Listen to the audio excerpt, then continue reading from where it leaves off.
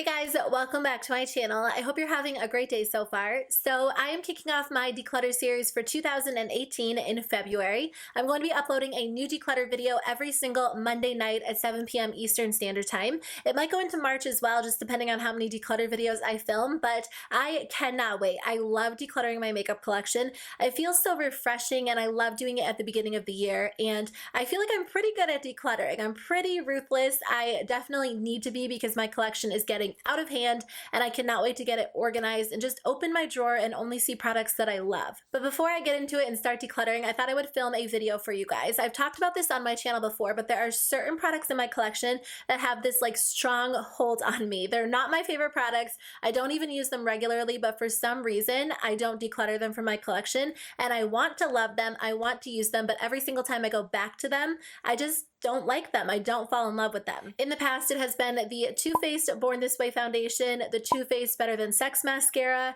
an IT Cosmetics powder, and for some reason, like, I don't like the products, they don't work for me, but I keep them in my collection and I keep trying them out and I want to love them. And like I said, I'm pretty good at decluttering, so it takes like a certain type of product to have that hold on me. So I don't know if you guys can relate, but if you can, let me know in the comments below which products have like a hold on you. You just can't seem to get rid of them for whatever reason. You keep trying to use them, but you never fall in love with them. Let me know in the comments below because I think it would be really fun to hear your answers. So the first product is the Laura Geller Baked Balance-n-Brighten foundation. I have the shade Fair, and I've actually had multiple shades of this product at, different points in time in my collection because I've wanted to love it so much. The other shades have been a little bit too dark for me, so I've used it and I've kind of said like I don't like it because it's too dark. Well, now that I have the shade Fair, which actually matches my skin pretty well, I still don't love this product. I have tried so many different face powders and some of them are okay and I'll reach for them, and I have some favorites, but this one I don't even reach for it very often. If you take like a large fluffy brush and mix it all together and buff it over your skin,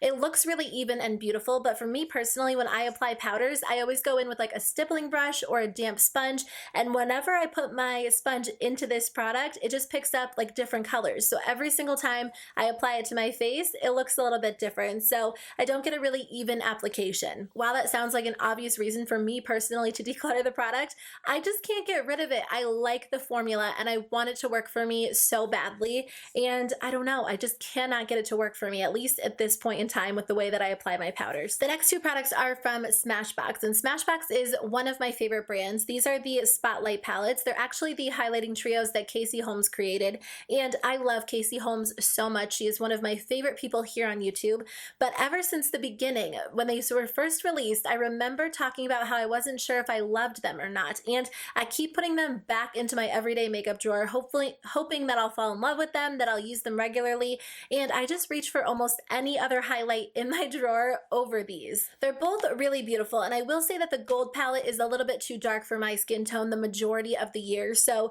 that's probably one contributing factor to, why it doesn't really work for me. The lightest shade works really well for my skin tone, but this gold and then like this peachy gold is a little bit too dark. They're beautiful highlights, so that's the reason why I want to love them so much.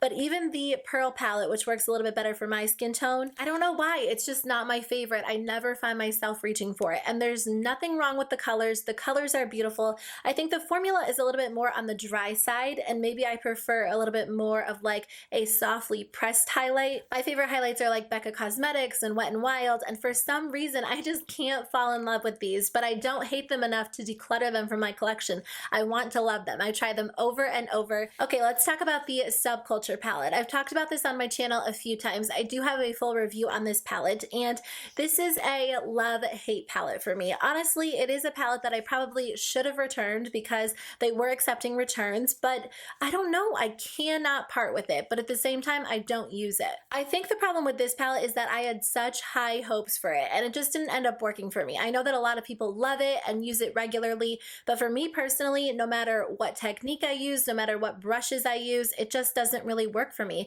It takes so much effort to blend, and again, I know it's not the same experience for everyone, but it does not work for me personally. The problem is the colors are beautiful. They're absolutely gorgeous. I don't have any palette like this in my collection. I actually don't have a lot of shadows similar to these in my collection, but every single time I try to use it, I'm just so frustrated and disappointed because it just doesn't work for me. There aren't really any shades in here that I enjoy using, and I just feel like it's so much work. It's so messy. They don't blend that well, and I'm not a makeup artist, but I feel like I can blend my eyeshadows pretty well. So I really struggle with this palette. All of that to say, I hold on to it because it's such a pretty palette. I keep going back to it. I want it to work for me so badly. So finishing up, I have two different lip products to share with you guys. The first lip product, well, I have a couple of shades, but it's from theBalm Cosmetics, and these are the Read My Lips lip glosses. I want to love these so much, and I feel like I do love them, but I don't find myself reaching for them really at all. I do love wearing lip gloss, but I usually prefer a little bit more of a sheer or natural formula.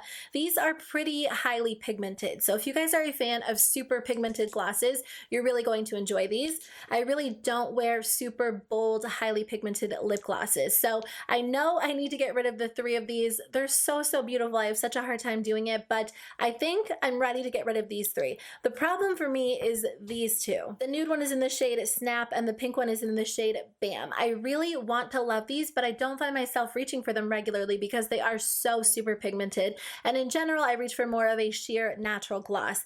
But I love the formula so much. It's so shiny and glossy and comfortable on the lips, and they smell really good. They have like this fruity scent to them, and I just want to love them. And the last product is an old favorite. It's the NARS Audacious lipstick in the shade Anna. This was my favorite lipstick of all time. I even said that like recently, but honestly, I put it in my project pan for 2017, and I don't think I wore it one time. It doesn't have like a hold on me in the form of, I feel like nostalgic or emotional. Like it doesn't have like an emotional hold on me, but it was just like my favorite lipstick, and it's just not my favorite lipstick any longer. There's no point in holding on to it if I don't wear it, but I feel like, I don't know, I cannot be the only one. I'm sure some of you guys have products that just have like this weird hold on you. So if you do, if you can relate, let me know in the comments below, but make sure to subscribe so you don't miss my declutter videos coming in February. I'm usually not like on the fence about products like this. I'm usually like really good about letting them go if they have to be let go of. These are just a few that have a hold on me. So thank you guys so much for watching. I hope you enjoyed this video. I hope you have a great rest of your day, and I'll see you in my next video. Bye.